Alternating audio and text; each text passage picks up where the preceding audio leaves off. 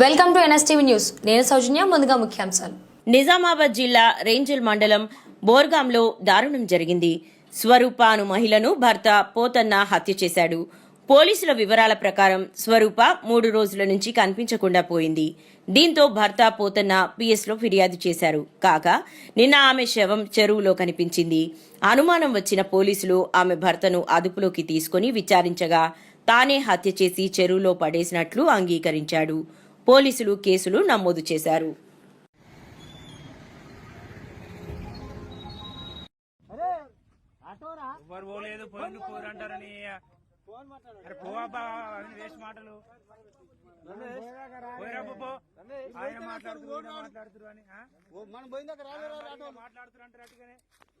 కొద్దిగా బాడీ ఇటు నూకే